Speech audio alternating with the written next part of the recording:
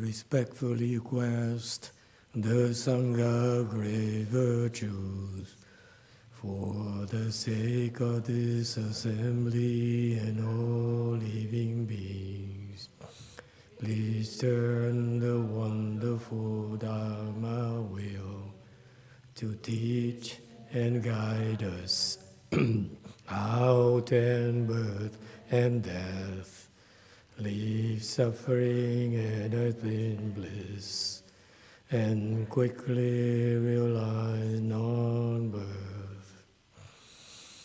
Cung thính đại đức thẳng tình, vì thứ pháp hội cập nhật thiết chúng sanh, tình chuyên diệu pháp luân lao đạo ngã mộng như liêu sanh toát từ ly cố đà la tất chứng vô sanh.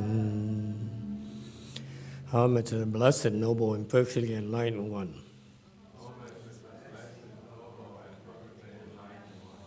Nam mô Sa Đàn Thô Chí Chế Đô Ye Ở La Hờ Đi San Mèo San Phù Tô Xế.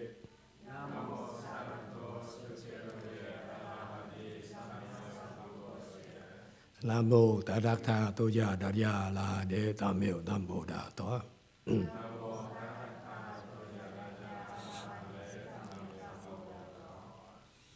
The unsurpassed, profound, subtle, and wonderful Dharma, 100,000 million aeons, is difficult to encounter. Now that I'm able to see and hear, I will receive and maintain it. I vow to fathom the thus come one true and actual principles.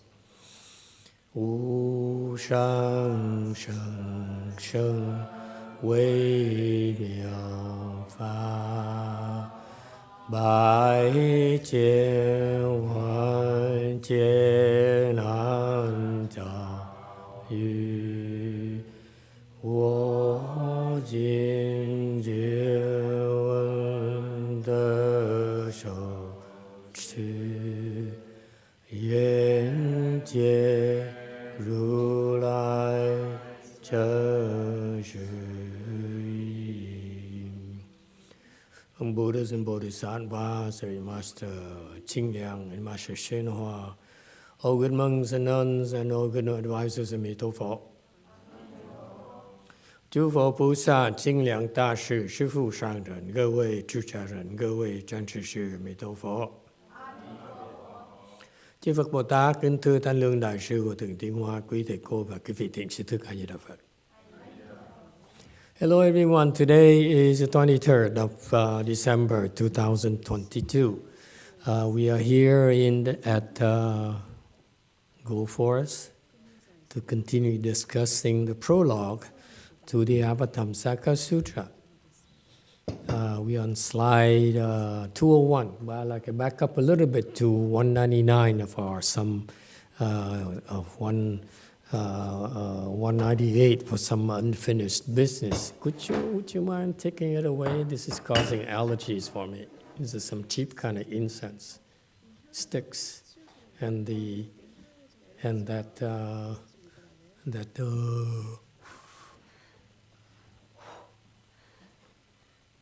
thank you. What happened? Oh, JC's online. Okay, very good. Thank you. Okay, last night we talked about whatever we talked about. And after that, I asked for help, and the Chinese group came through, and they suggested some stuff about the translation, about the Dharma that Master Ching Liang was talking about. And I think it's worth revisiting them because it has important consequences for us.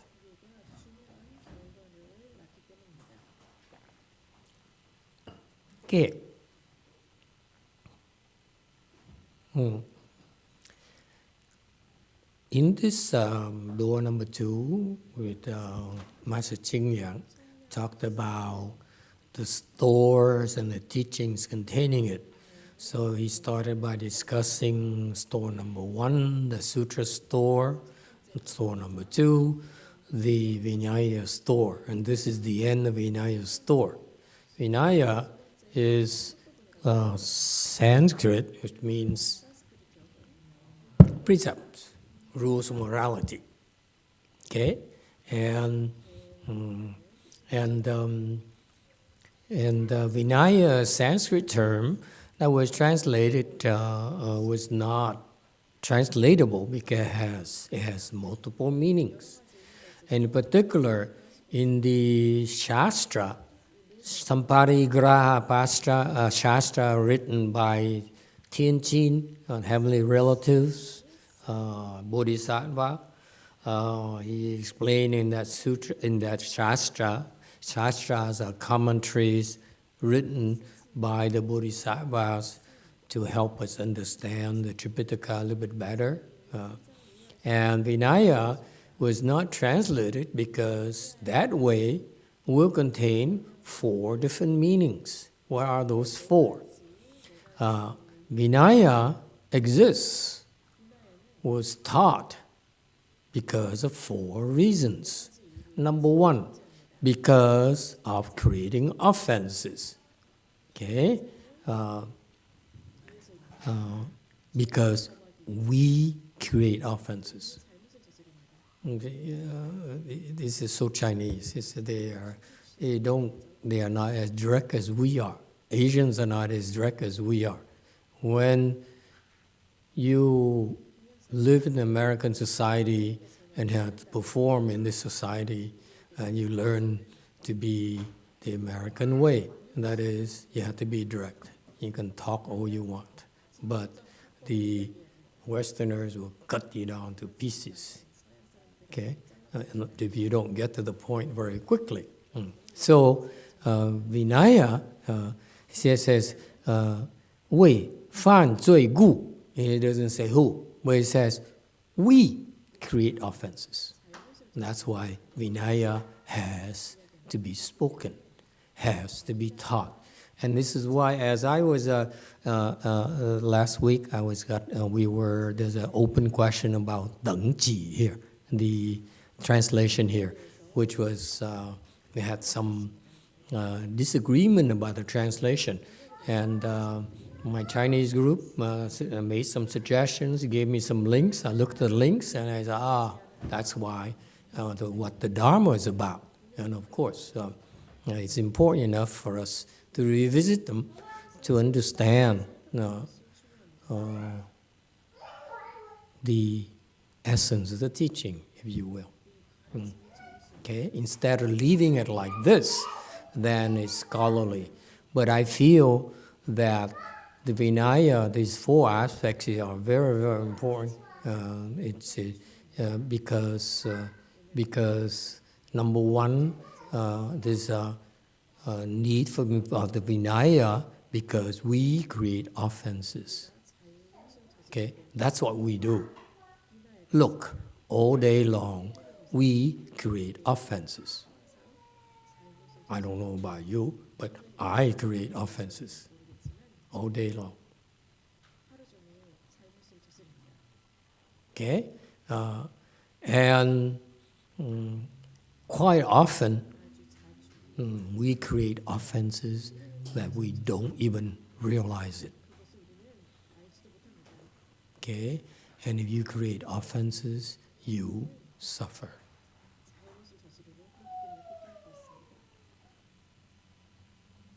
Okay, so that's why in Buddhism, the very scary trend is that the monks and nuns don't learn about Vinaya anymore, and therefore they don't even know they're creating offenses, nor do they know that you are creating offenses. And that's why Buddhism deteriorates. It gets worse and worse and worse because your spiritual guidance, providers don't understand Vinaya anymore. That's how serious it is. Okay? They don't. We create offenses, and that's why we need to know when to create offenses. We should be aware we're creating offenses. Agree or disagree?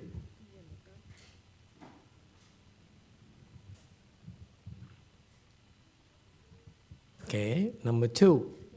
Because of the translation, original translation was repeated arisal.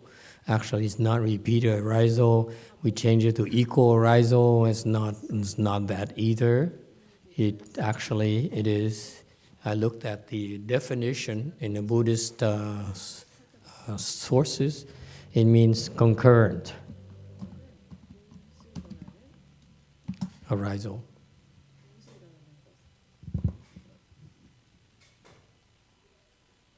So what's the big deal?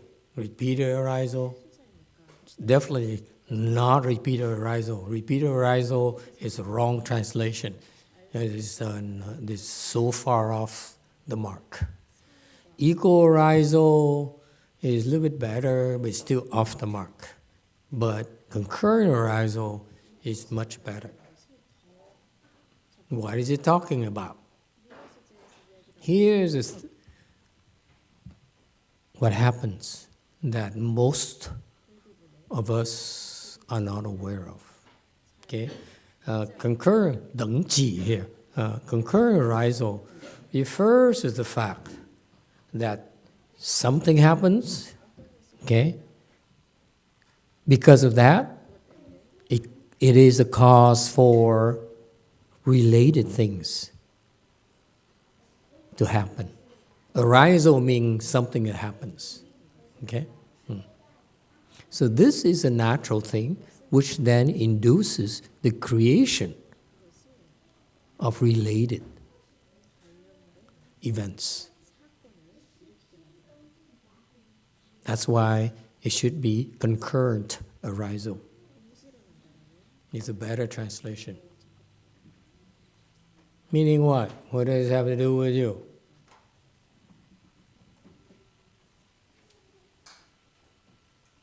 If you have the thought, this is very important. We have this thought, I want to hurt you. I want to punish you. Anyone? Just two of us. Okay? Never happened to you, right? Never happened before, right? I want to hurt you. Okay? That thought right there is a seed for you to do something to hurt the other person later.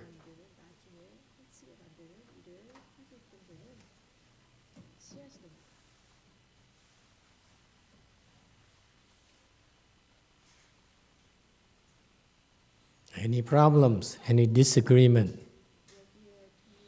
Only in Buddhism does the Buddha bring up these to the surface, the things that's happening in your private life, in the privacy of your mind that no one else knows, but Buddha knows. Isn't it beautiful? So he says, I know no one is aware of it, but I know what's going on inside of your pretty little head. Okay? You get angry, so that thought right there will make you do things that you'll regret later. That's why it's called concurrent arisal. That thought of anger, of harm, will induce karmas, harming karmas later. Of course, this doesn't apply to you, right? Only to Ray and myself. Yeah. Okay? What about the good thoughts? I'm going to help you. I'm going to help you. Because if you realize, you learn the Vinaya, you say, whoa, whoa, whoa, whoa, whoa. I have those evil thoughts. That means in the future, I will be more inclined to create evil karmas. Yes? Mom never told me that.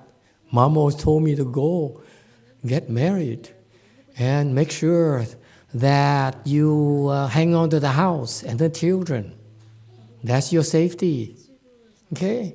He, can go, but he'll have to come back to the house to his children.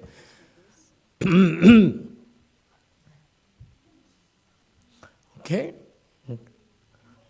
So no, Mom never told us about these secrets, things going on in our little heads. No, Mom never told us about having a good thought. And that having a good thought right there will make you produce good karmas. Because Dad only tells us to be successful, to be rich, to get a degree, and be happy, okay?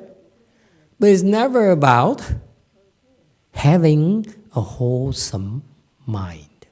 So this concurrent arisal is so important because it starts with the mind, the state of your mind.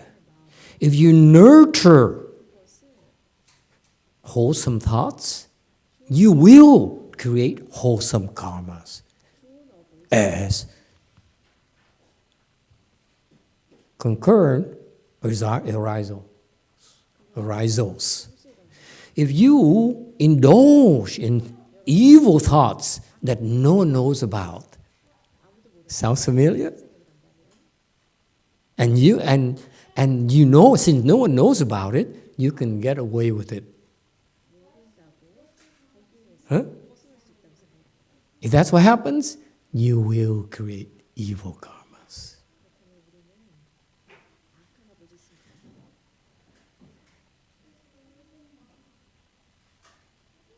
So be careful now, okay? Now you understand why we're creating offenses. One of the reasons that we think that we nurture these evil thoughts, no, so what's the big deal? Well, but no, if you indulge in evil thoughts, you will create evil karmas concurrently. Concurrent means that there is a direct association. Okay? Because of this, will produce concurrent karmas.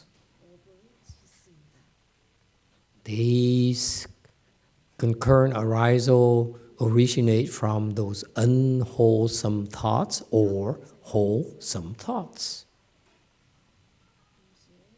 Isn't it beautiful?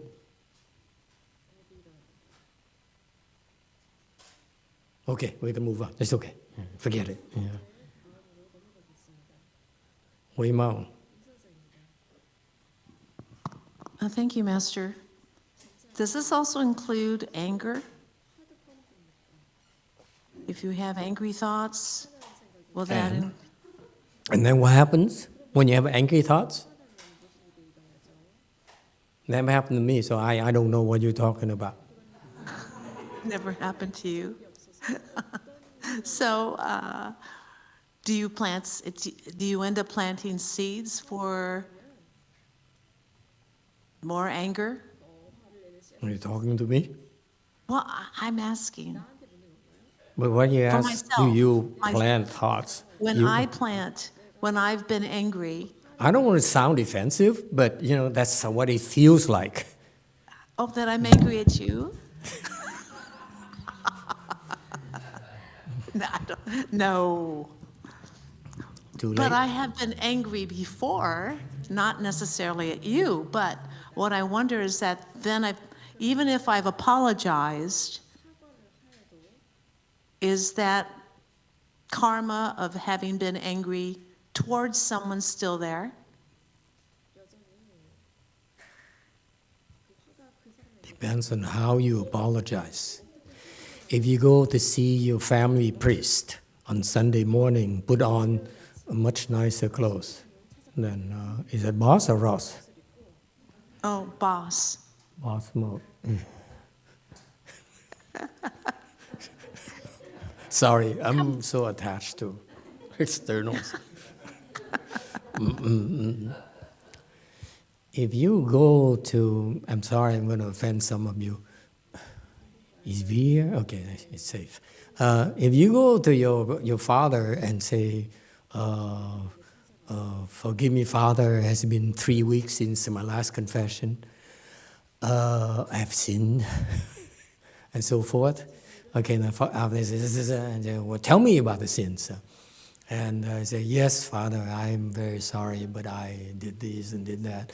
And your father, the spiritual leader, says, okay, 10 Ave Marias and the 10, what is the, Sister Rena? 10 Our Precious Lord or something like that? Our Fathers. The Our Father. Yeah. Hail Mary, Our Father. Yeah, okay. Anyway, and then you're forgiven. And I see you next Sunday. Okay? And then next Sunday, same thing again. Well, forgive me, Father. Since has been 7 days since I last made a confession, and I did the same thing again as last week. So anyway, so that means that your confession didn't work at all. If you do the proper repentance, the repentance will erase those seeds. Because what happened in concurrent arisal, the concept is very important. When you have that evil thought, it plants a seed in the consciousness. That's why later, the seeds here will induce the arisal of actual karma as itself. So you have the mind karma here, which will induce the creation, the committing of body and mouth karmas.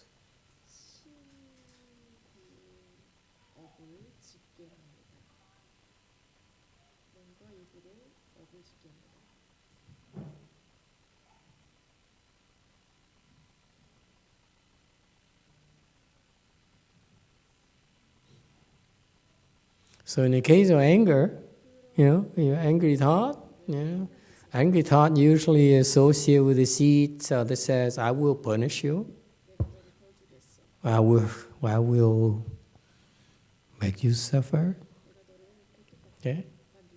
That's a mind karma. The seeds are there. In the future, as long as the seeds are still in your consciousness, then you will create. Could be this same lifetime, could be a week, could be this lifetime, could be next lifetime, could be so forth. It's still called concurrent arisal. Because it's a concurrent to these seeds here.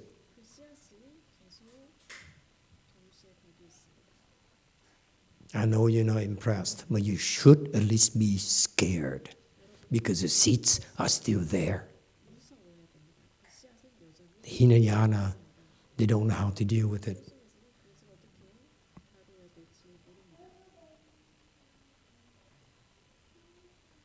Outside of Mahayana, no one knows how to deal with it. Really, really deal with it. Okay? So that's why, because you realize that this is very important, because you have to stop it. Don't think that as long as I can get away with it, it's okay. If I steal, I have this thought of trying to steal and no one knows, what's the harm, right? Eventually you will steal. You will actually commit the body and mouth karmas. You should be scared of those mind karmas. The same token, if you have good thoughts, you only nurture good thoughts, then you will create good karmas. And that's a function of Vinaya. Vinaya says, when you get angry, that's not a good thing. What do you want to do? You say, well, it helps me. I release my anger and I feel better. So be it. But be aware that in the future, you will create anger karmas. If you're aware of it, this concept called concurrent arisal, then you refrain from nurturing those negative thoughts.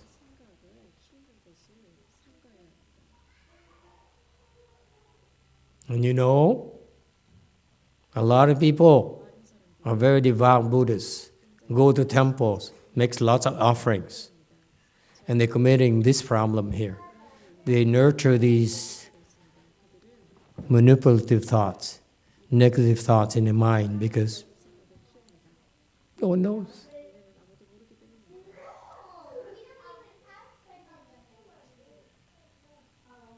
So they planted the seeds for their own suffering when coming to the temple.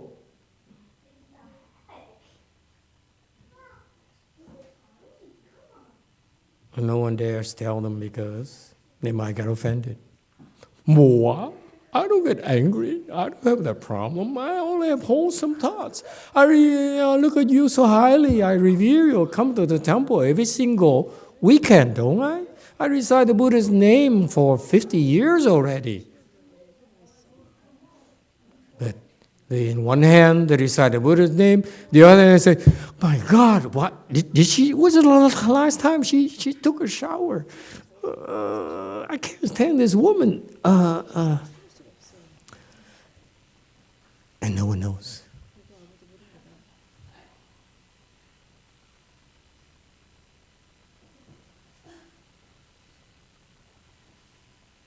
On the one hand, you do some good thing, recite the Buddha's name. The other hand, you're plotting to hurt this person, the other person, the other person, and the other person. And guess what? We are creating offenses when you join the Great Assembly Dharma more than we creating good offenses.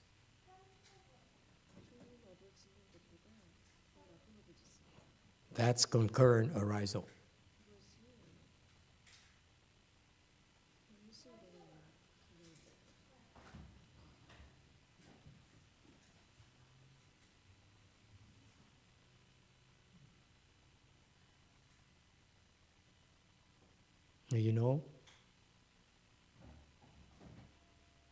I don't know of many monks and nuns who dares tell you about your unwholesome thoughts. It's easier to focus on the wholesome thoughts, but no one wants to touch your unwholesome thoughts because it's unpleasant.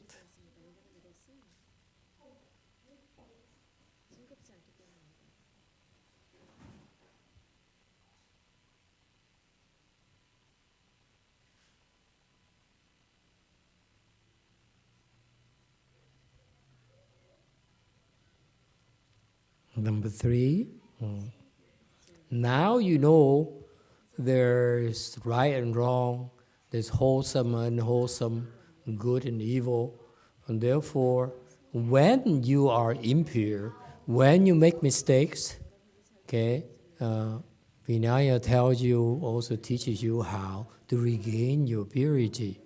That's why it's so important. You too. Master from Jesus, I think concurrent gives the idea of simultaneity. But what Master explains seems more like codependent to me, or maybe better interdependent. Could you repeat, please? I think concurrent gives the idea of simultaneously. But what Master explains seems more like codependent to me, or maybe better interdependent. Simultaneous means it's happening at the same time. Concurrent means it does not have to happen at the same time. What the concept about that is very important is that when you dwell on the mind karmas, those thoughts of yours, those private thoughts of yours, okay? All the thoughts you're producing in your mind are creating concurrent arisals. If you have a lot of wholesome thoughts, like, I want to help, I want to be kind, I want to be compassionate, I want to be more tolerant, and so forth, you will create wholesome karmas.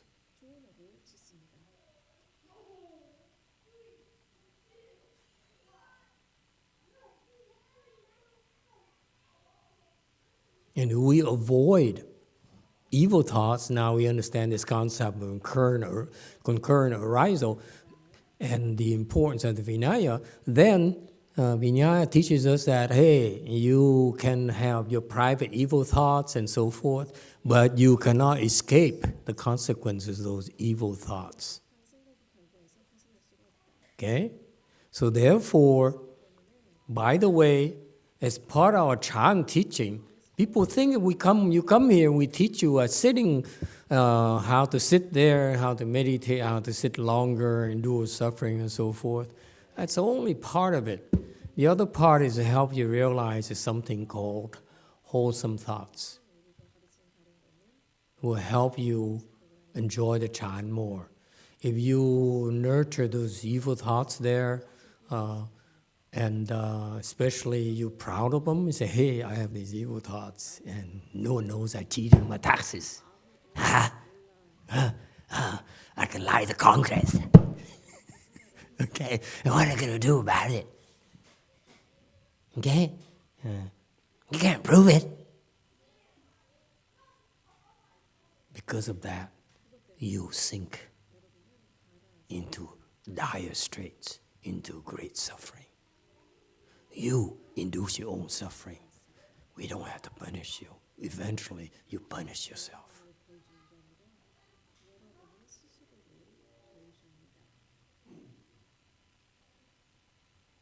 Then, don't you agree that it's important for us monks and nuns to invest in learning about the Vinaya? So that we can guide you lay people?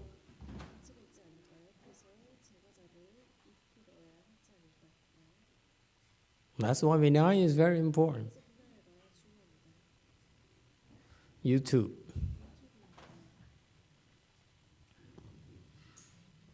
From San Francisco, Daniel. Master, is it still Chan if we produce a wholesome thought and then let go?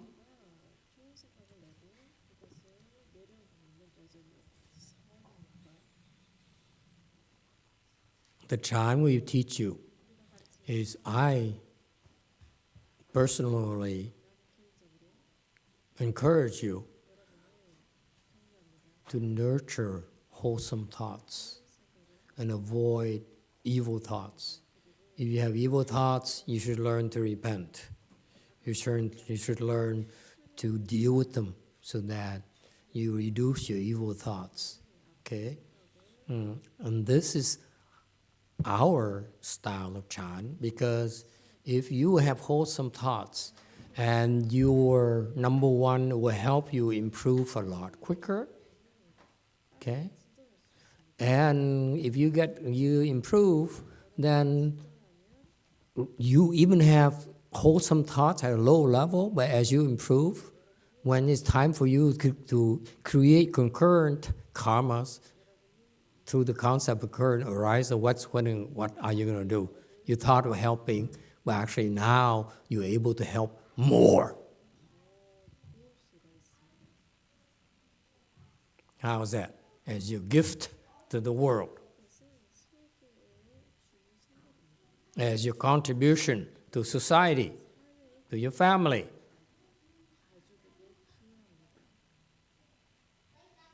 Nothing for you to show for.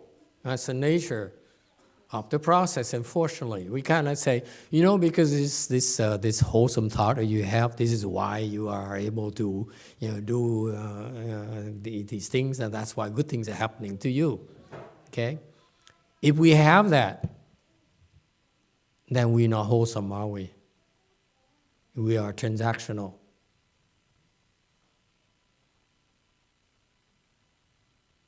Now becomes commerce for us.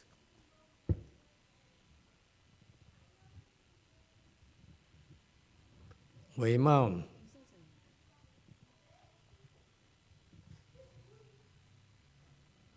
Thank you, Master. You mentioned something that I had a question about, which was that when you say, since we had spoken about how saying the Buddha's name single-mindedly is something you can do to create merit, I've continually tried to do so every day, and I noticed that it doesn't bring about the more good thoughts, like the way that giving or focusing on giving or focusing on compassion does. How can I make that process lead to more concurrent goodness?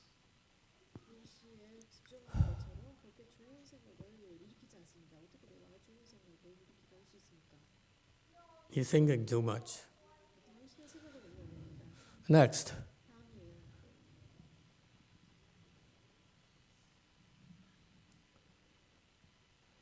Stop it.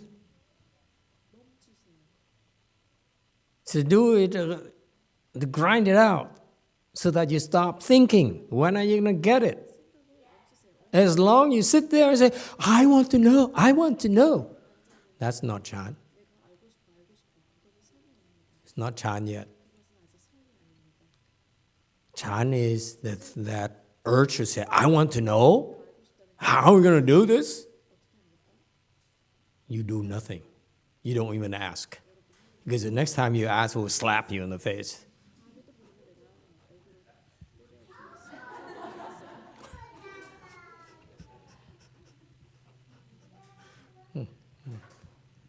I know you're all broke because of the holiday season. I can't charge you money. It's inhumane to do that. Got that? Okay? You see how beautiful this is? That Vinaya thing that no one really thinks that much about Vinaya anymore as far as Buddhism goes, but actually is integral in the training process. And this is why unless you tread on the right tracks, you will get in trouble as you get higher. It's very difficult to backtrack once you pick up steam and speed. Very difficult.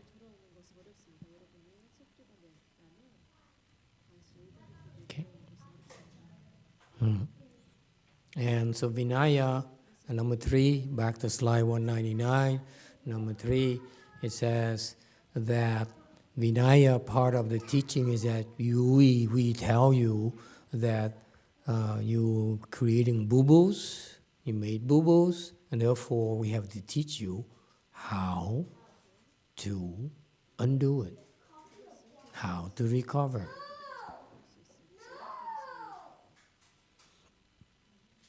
It's funny, I made a lot of comments a lot of comments on Facebook, on the videos, various videos, and it's not surprising, quite a few Buddhist pundits, experts, and non-Buddhist experts would immediately jump on my throat and said, you sound like a cult, and so forth.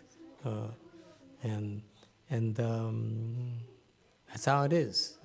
People only want the knowledge. They only want to agree, to hear things that make sense to them, and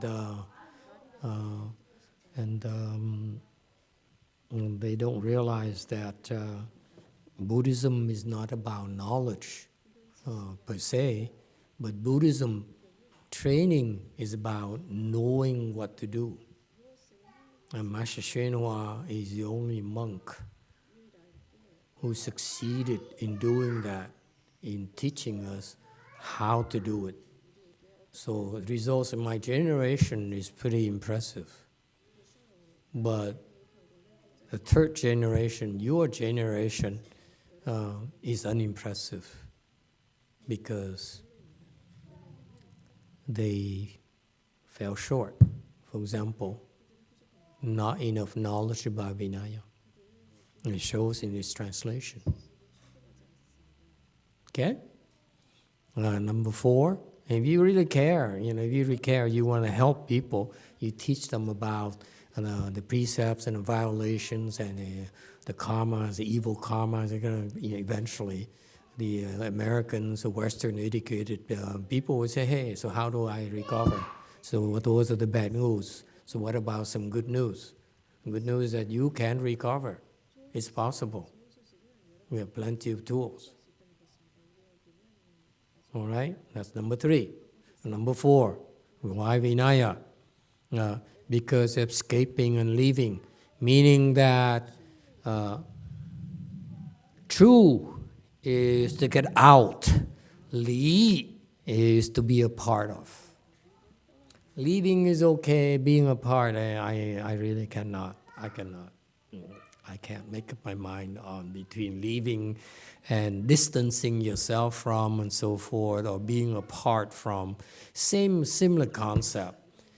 Truly here, true is you realize that it's not a good place. You want to get out. As long as you say, I like it, you're not willing to get out. The Buddha says, I watch all of you. You're all like a bunch of children playing with their toys in a house that's burning. And I call you and say, hey, come out. I will give you better toys.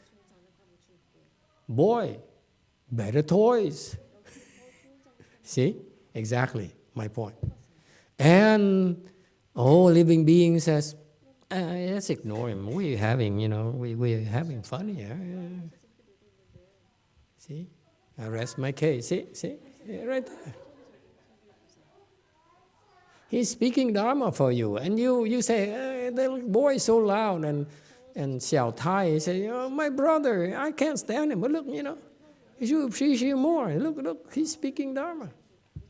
See? He said, I don't care. Whatever your master says, I don't care. Look at him. I'm having fun. See? That's us. That's what happens to the Buddha. Poor Buddha said, I don't know about these people. They bow to me and they say, we're honored one. We love you, we adore you, we trust you and everything. But when I explain things that they don't want to hear, they said, can I do it differently without having to suffer? You're not willing to tell me, right, Master YongHua? I will figure it out, Alex says. That's his mission in life. He comes to the temples. Today, I think I will figure it out, what he's not telling me. His secrets. There's got to be a better way than enduring it.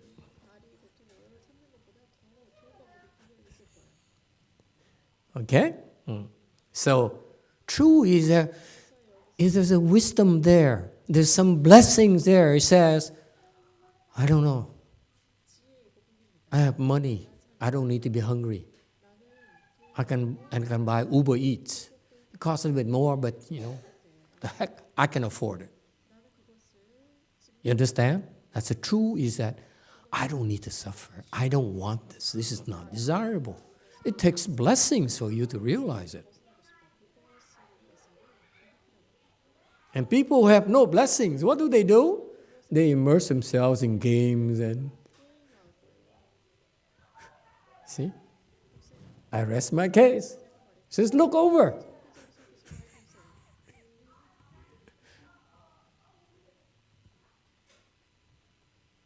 Fascinating.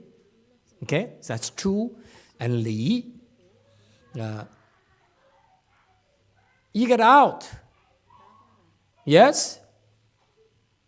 But so does your neighbor. The same person who's been causing you a lot of grief. That's when you get out. When you see your neighbor, you keep the distance. That's why you need to get out and then see how beautiful the teaching is. You get out and say, oh, I made it. And guess what? It's the same neighbor as you had before. Anyone loves your neighbor? I don't. I can't stand my neighbor. My neighbor, she's some sort of Jew child person. Shh. Okay. 9 o'clock at night, she goes out in front of her house, who happens to be right next to mine, and she's on her phone, and she starts screaming in Chuchao Cantonese or something. I can't understand a darn thing, but I have to listen to her for half an hour every single time. If I get out of this world, I don't want to see her ever again. Make sense?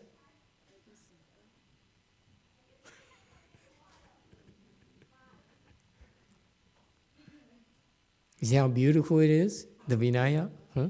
How important it is. Who taught you that? You go to the Chan school and say, hey, oh, we've been talking about your brother. Oh yeah, listen. Okay. You missed it. My job is to make peace. Love thy brother, remember?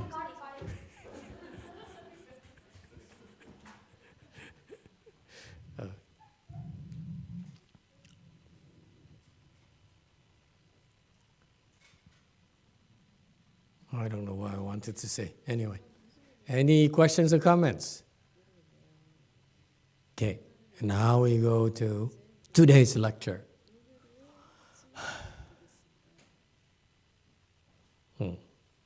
201. The third, the Abhidharma store. Abhi means paired, and Dharma, which is variously translated, is of two types. 第三，阿毗达摩藏，阿毗名对，达摩云法，法有两种。Syntactically, it says two is here, but it's okay, I guess. Which is variously translated.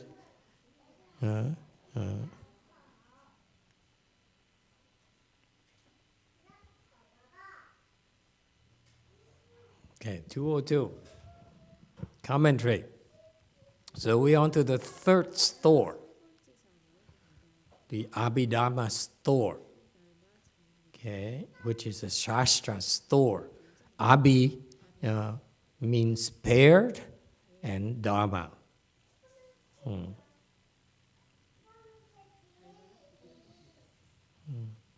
And it's translated to differently, but actually Abhidharma, from Master Chingyang's perspective, there are two types, 203. one, Dharma in the supreme sense, that is nirvana, which is both wholesome and permanent, and so is called supreme. 一圣义法，为即涅盘是善是常，故名为圣。 Okay. 204 commentary.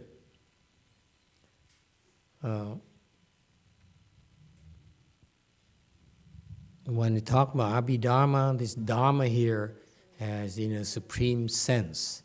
Supreme sense is it refers to nirvana, which is both wholesome and permanent, and therefore is called supreme. Okay? Never mind about the semantics. When you listen to these things, I don't understand these scholarly people. I don't know why you want to be a professor. I'd never be a professor. It's just too much. Yeah, you spend so much time talking and talking and talking. You don't get to the point. You write so many theses, so many papers, and you don't do anything. Anyway, I don't have the intellect anyway to do that. So it says here, the gist of it is that this Abhidharma here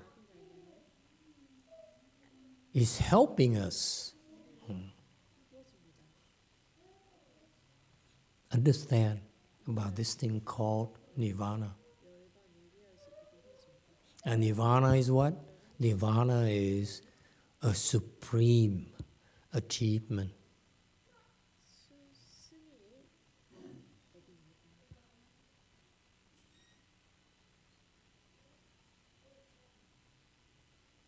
You look at all human endeavors and human achievements, nothing can surpass achieving, realizing, attaining nirvana.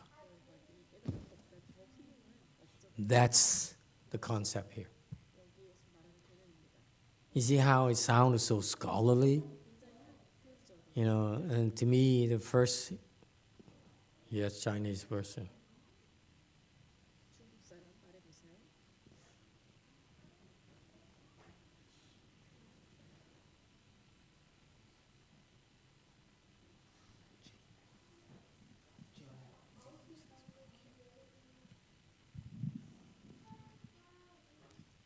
So, can you hear me? Thank you, Master. So what's the relationship between enlightenment?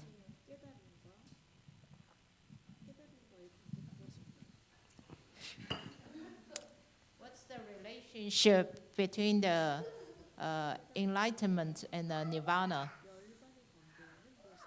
Is it nirvana something reserved for people who are enlightened? Thank you.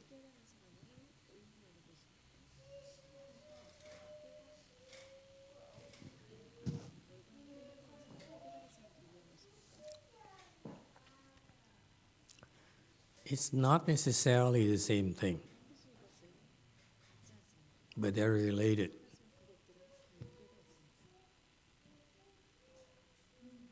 Nirvana is sort of like a prize. It's like when you say, I want a super lotto. What do people ask you? How much? Right? Never happened to you before. Never happened to me, of course. Yeah. Otherwise, why would I be here? Okay, so nirvana is like that. Okay, enlightenment is like winning the lotto, but nirvana is like how much? Does it help? I don't know why super lotto came up, but you know, maybe some sort of suppressed deep desire somewhere. Yes. Thank you, Master. The follow-up question, and I stuck my neck out for thinking too much, is sometimes you hear when an eminent monk dies, and people will say, oh, he or she entered nirvana. So is it something related to death in addition to the enlightenment? If somebody who's alive reaching enlightenment, I don't see it's written as this person enter nirvana. Thank you.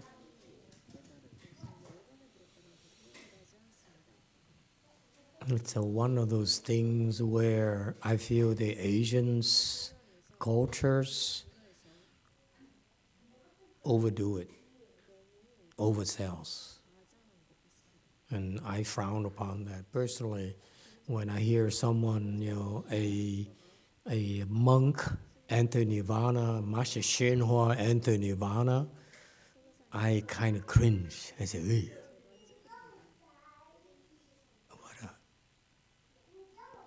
What a ugly thing to do." It's like, if you are like cool, if you know you win the super lotto, you won't cash it.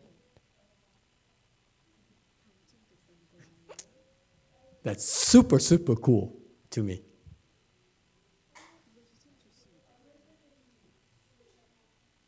Not to you, clearly.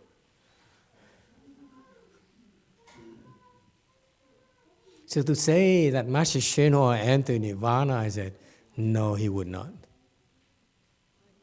Okay, he's so super cool. You think about entering nirvana. This is what, after a person is dead, you insult them. Say, oh, Master YongHua entered nirvana. And the Chinese, the Asians don't realize that it's actually kind of insulting, that you don't understand at all. After all 50 years of teaching you, and you're so proud calling yourself, I'm a Wo, I'm a Jin, I'm all disciples of Master YongHua, and then after he dies, you say, oh, my master, he entered nirvana. And he's probably turning his grave right now. Every time someone says that, oh my God, that's my disciple right there.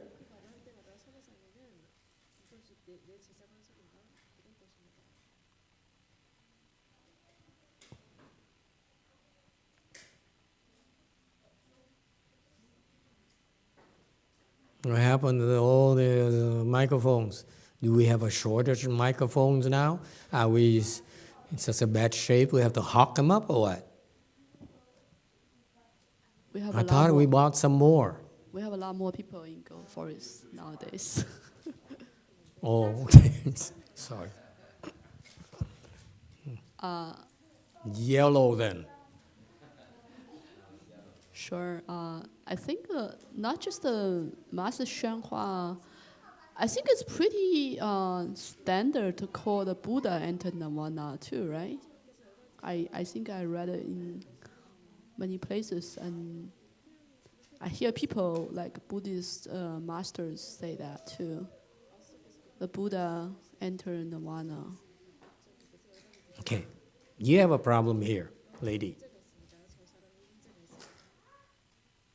You do Chinese. You can't function like this in our society. Maybe we'll be able to work with the other Asians and so forth, but for us Americans, we can't stand it. Because it takes too long to get to the point.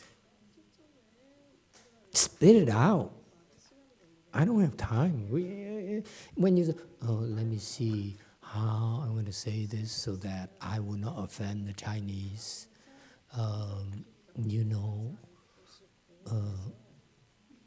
about this?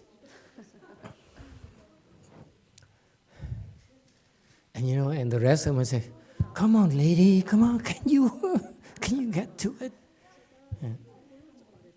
You have to spit it out and say, hey, man, how about this? One more time. It is often said that the Buddha enters nirvana too. Is that Who also- said?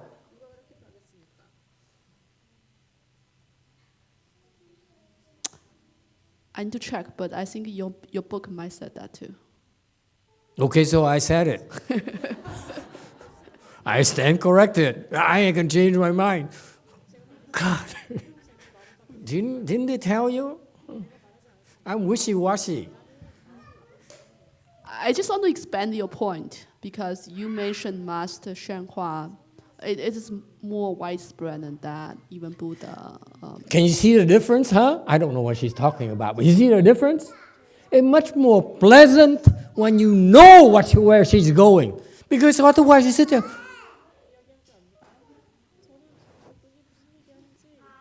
Oh. And it drains you. I get so tired. And I had to pretend to look cool.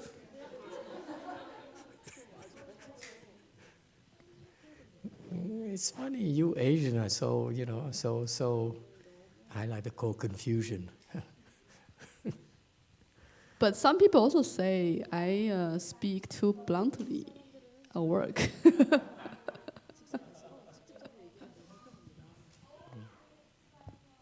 You speak too bluntly when you criticize others. You excel at criticizing others, your husband, your colleagues, and so forth.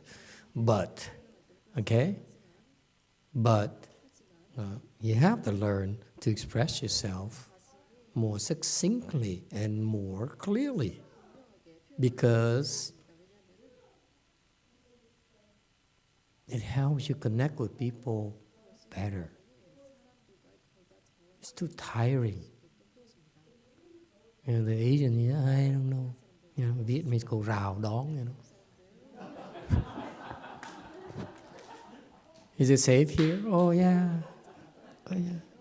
And eventually in this lifetime we get there.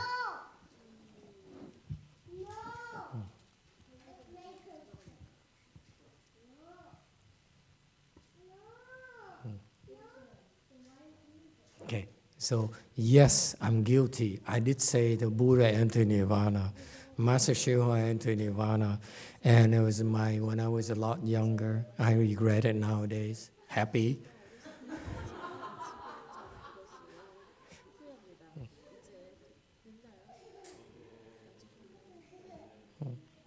It depends on who you are. When you are like her, she says, I want to become enlightened. I say, okay. And then when you become enlightened, you have the option to enter Nirvana or not. And then we talk about it politely. But now you all hats and say, Nirvana? Who has time to enter Nirvana? Come on, man, we're busy. That's why now I talk Nirvana as a prize. A prize like a lotto. I want to hold on to the ticket. I'm not going to cash it. Then I can brag about it. I won $5.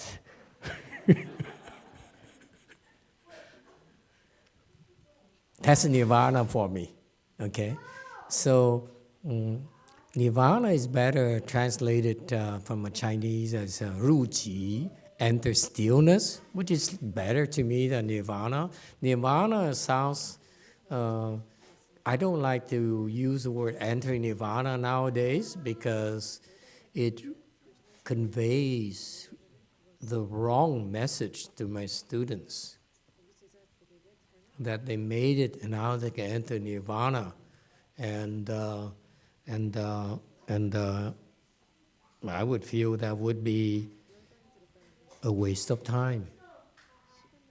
You work so hard all this time, suffered so much, endured so much, and then you become enlightened, and then you enter Nirvana, the end, and live forever happily forever ever after, whatever. I don't even know what it is.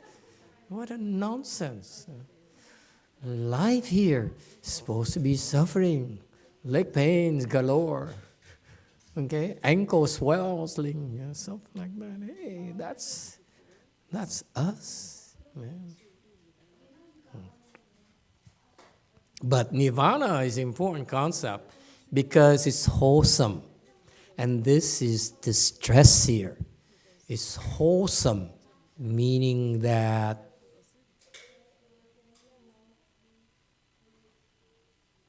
the best things in life are wholesome, not evil.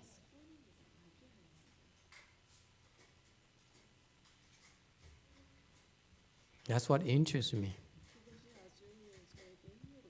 You know, if you agree that nirvana is the prize there, when you reach a prize, get that prize, it's like wealth, it's like power, it's like anything, self-indulgence and so forth. You think it's good? No.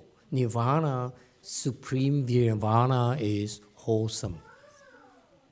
And it's permanent. You never suffer again.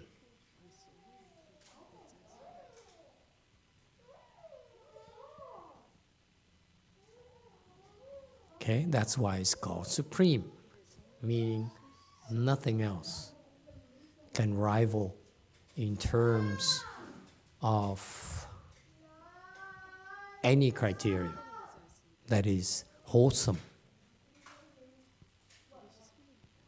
That's it.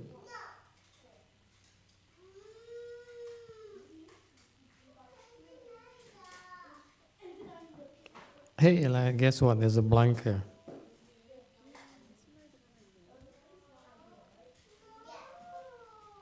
Okay, never mind. 206. 2. Dharma marks, which coincides with the four sagely truths. Marks are the nature, its characteristics, the two taken together, being called marks. 2.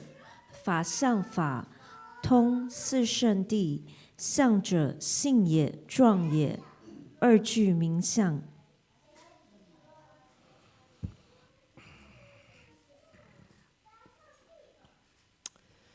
Okay, I don't understand the translation, so I may disagree a little bit, and maybe you Chinese people, because these are Sanskrit and Chinese experts.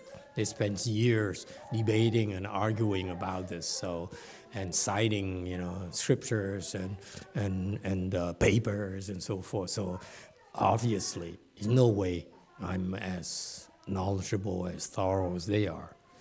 But I disagree with the word tong here. The way they translate tong, they translate it as to coincide with. I have a problem with that.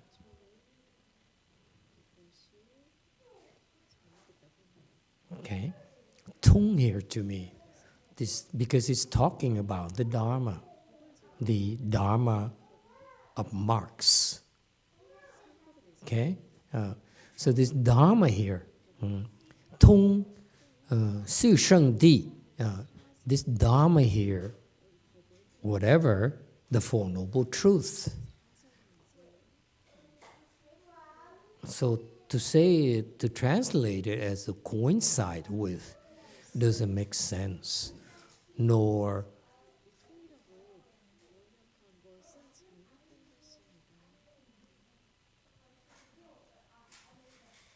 helps at all.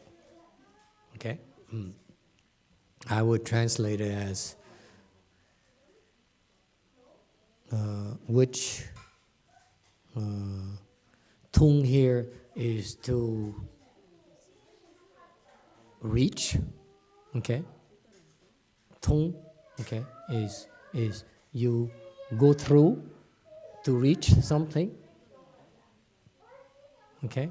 Tung. Okay, so there's an effort of having this Dharma that shows you how to penetrate, to travel, to go somewhere, go through something, to get somewhere. That's what Tung to me denotes. It doesn't mean coincides. Okay, to me, which will arrive at, penetrate the four sacred truths. Because the four sacred truths, as you read it in the scriptures, as you hear it being explained to you, doesn't mean you can tone it, doesn't mean you can penetrate it.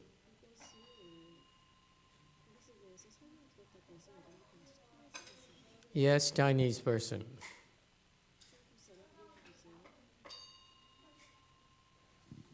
Thank you, Master. I agree with you.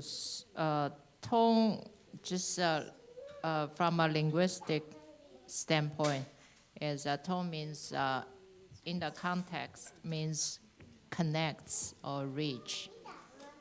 Yes. But it's not just connect alone. Here Buddhism is very practical. Buddhism is about results. We don't talk. Whatever we say to you has to be something that you can feel the benefits, the concrete things, not just, intellectual things, debates. I know better than you, I'm wiser than you. Baloney. Buddhism is so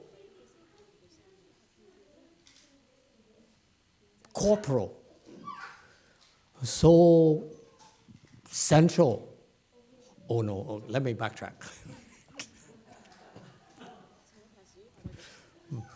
Never mind. You see? Yeah. So which arrives the Dharma, which arrives at the four sacred truths, which penetrates the Four Noble Truths, arrive at has problems. People will start, the English-speaking people will ask, arrive at? What's that? So it's better to translate it as which penetrates the Four Noble Truths. That's how I would translate it. That's tone to me.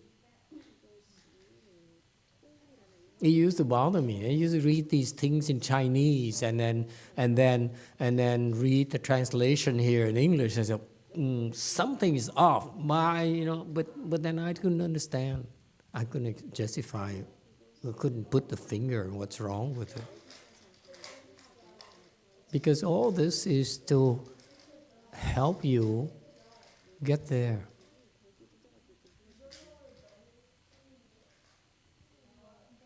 Achieve it. All right? Next. Which penetrates.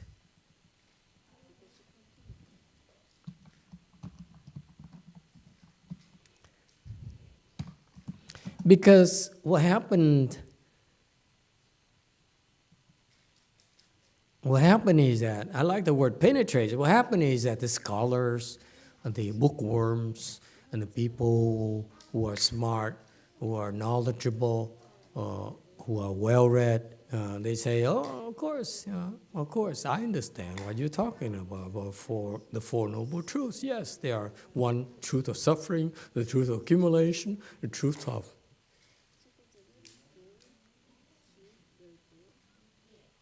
never mind. And they don't realize that it's not about those listing those fours.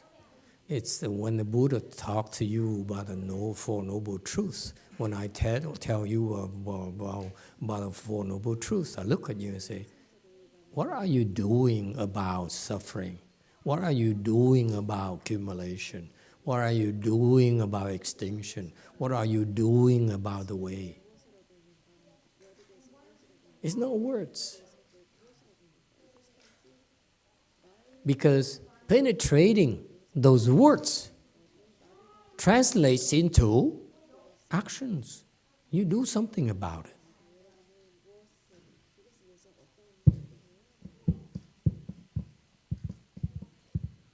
Okay? So far, so good. Next. Marks are the nature and its characteristics. The two taken together being called marks.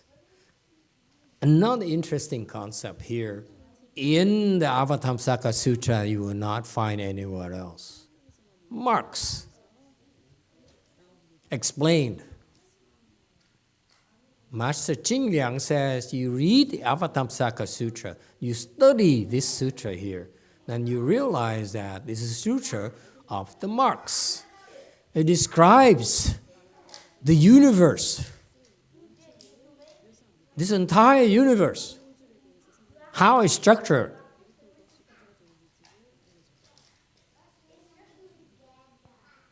There's a place called Saha World where we are. There's a place called Western Bliss Pure Land. There's a place called, excuse me, another Buddha land and limitless Buddha lands. So it describes those things. It describes what bodhisattvas do. What does it take for you to become enlightened? And when you reach a level of enlightenment,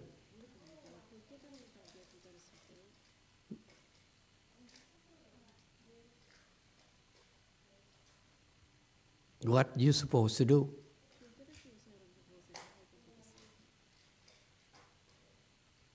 Okay, so those are the secrets of the universe that the Buddha shares with the bodhisattvas.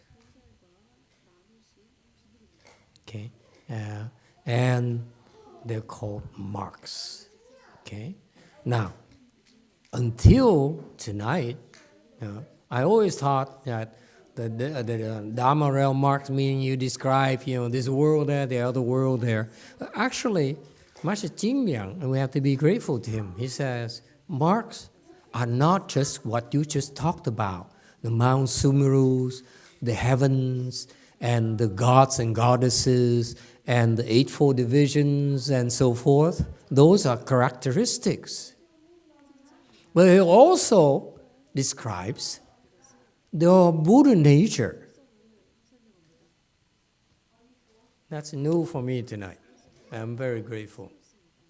I always thought Avatamsaka is just, describe mark. How wonderful we have these insights, these tips. But he says, think about it. The tips, these marks, these characteristics, actually are the finger pointing to the Buddha nature. That's why we want to study the characteristics, because it helps us understand ourselves. Who we really are. What it's going to be like when we get there.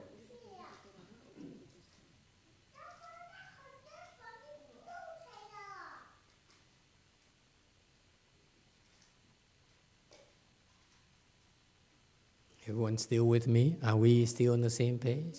Is it too much? Is it too much? I will, tone it down a little. How is our internet following?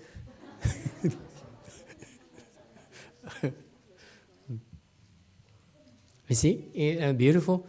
There's no such a thing as a characteristics without the nature. That's in the marks. This is certain teaching.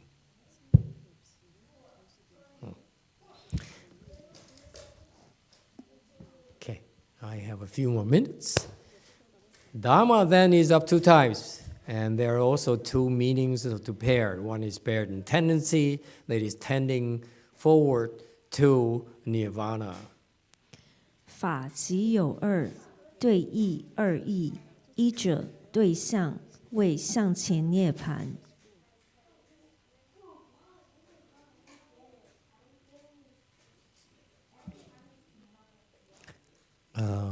Paired in not tendency. 对象 here is not tendency. This is, you have to forgive these people. They don't understand. Paired in direction. I'll explain to you a little bit later. Okay? Tendency here is useless. Direction is the intent.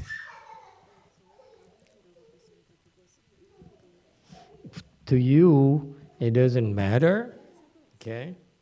But if you want to go a little bit higher level, you need it matters.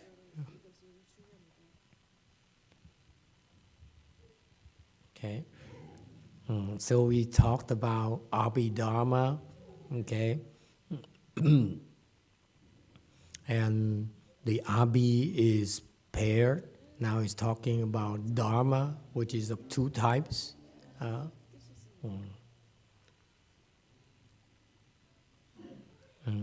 Dharma here of two types, of Supreme and Dharma of marks. And paired also has two. It has also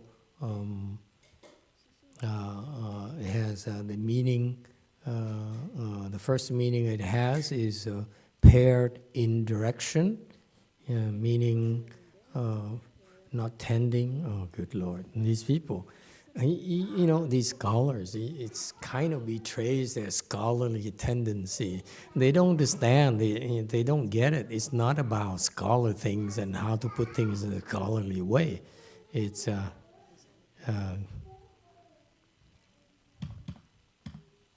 let me make it a little bit formal. Marching.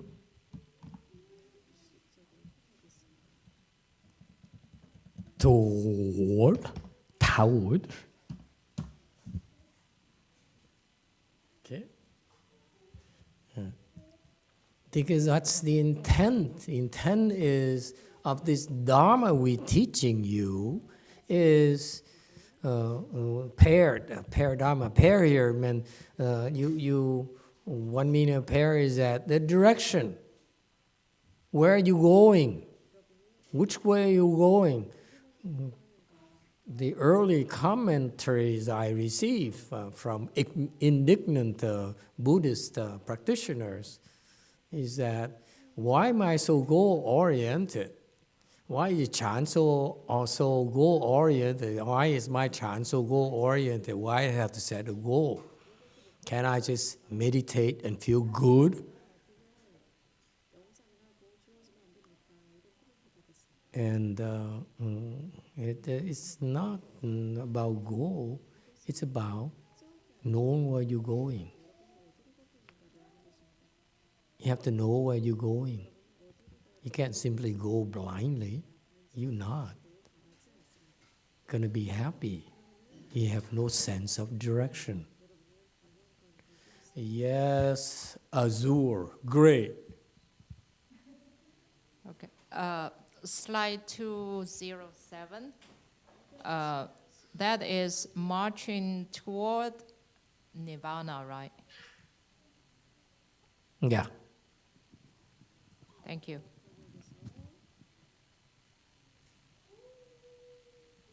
Okay. So this Abhidharma here, this Dharma that the Shastras are teaching you, will help you have a better sense of how to get to Nirvana, how to get closer to Nirvana, how to progress towards Nirvana. It's not just knowledge. Right? 209. The second is paired in contemplation, in that one contemplates the Four Noble Truths 二者对 before 观， one. 二者对观，观前四谛。 Do you see a Four Noble Truths before you?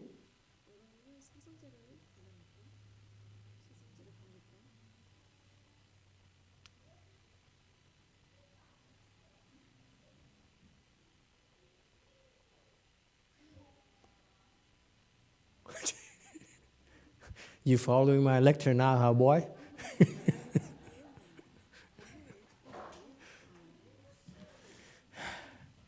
Qian Su Di. It's from Chinese. They translate it as before one. Before one. If you're not sure, it's the previous is a better translation. As somehow these people decided to make it specific, like before one, meaning before you, before us. There's no such a thing. This Four Noble Truths is not before us, it's behind me. I assure you, I put the Four Noble Truths way behind my butt already.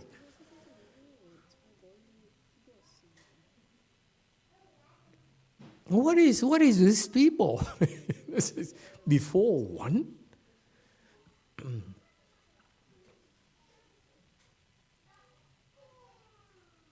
I want to put nirvana behind me. But they won't let me. They put it back in front of me again. Way Mountain.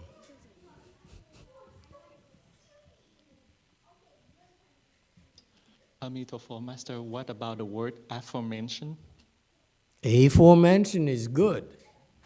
But then why do you have to say aforementioned?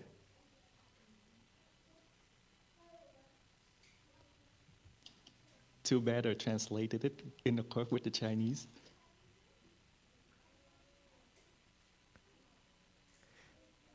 And this is where I'm not clear. Maybe the Chinese people can help me out. What does it mean here? It's certainly not before one. To me, it's behind me already. So it's not going to work for me. It cannot before, cannot behind. Okay? So what is Qian Su Di? Aforementioned Four Noble Truths. It's okay, it's acceptable. Aforementioned, the previously mentioned Four Noble Truths. Okay, so it means that you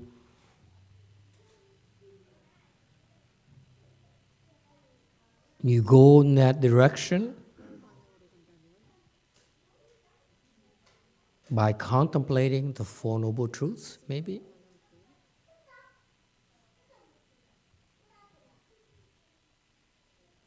Aforementioned the easiest for now. Yes. Aforementioned is more referring to if the Four Noble Truths appeared before in the text, but I don't think it did, at least not in the several sentences or paragraphs. So that's a question why it sounds like it doesn't refer to that. Right. How about, well, you want to translate as closely as possible. You don't want to truncate too much. No, what I mean is that the meaning of this is not clear. Do we know it actually refers to what appeared earlier in the text, or maybe it's something else? Yeah, it could be something else. We don't know. So to be safe, you can see aforementioned. That's close enough. Okay. What about previous? Previous. Previous. More general, I think. Previously mentioned. The Qian here refers was mentioned earlier. It doesn't mean in front of you. Definitely not. Okay, I'm sorry. You know, I know you're chuckling. So now masters go into scholarly discussion and so forth. That's important because we are in the early phases of Mahayana in the West. We need to start building up our knowledge base in Mahayana in English instead of having to dwell on the Chinese characters. So that's why we don't have time to go through and do a proper justice to these beautiful, profound texts. However, there are places where this could be improved, because it helped in the future generation. We should spend the time to do that. Okay, so please bear with us. This is important, I feel. Okay. You don't realize how much work is put into this. We try to translate door number 3, and we've been doing it for a year now. How close are we? And you, translation committee. I would tell you, our translation committee is probably much more advanced than Master YongHua's translation committee. But we're still struggling because the text is so profound.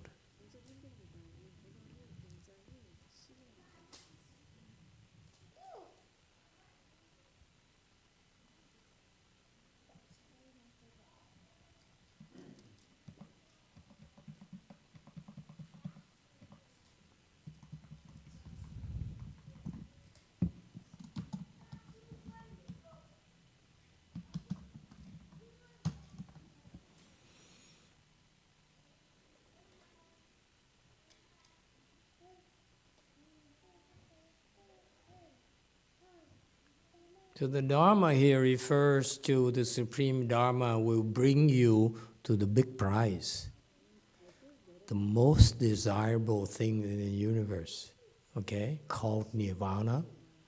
And then number 2, it means that paired in contemplation, meaning that you get there by using contemplation.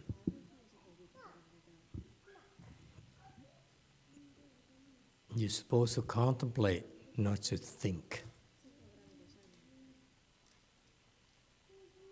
Okay? If I am allowed to rub it in a little, you should contemplate instead of debating. Don't debate, contemplate. Debate is a total waste of time. Okay?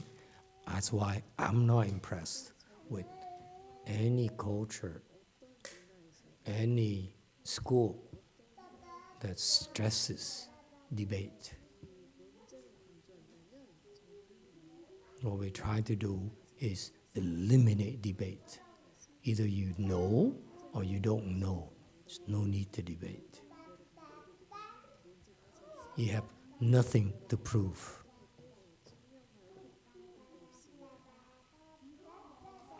All right, we stop here tonight. Thank you all for your time and the opportunity.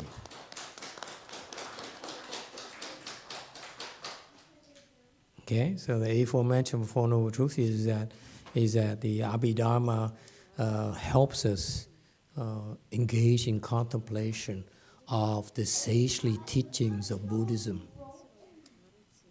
That's the role of the Shastra store.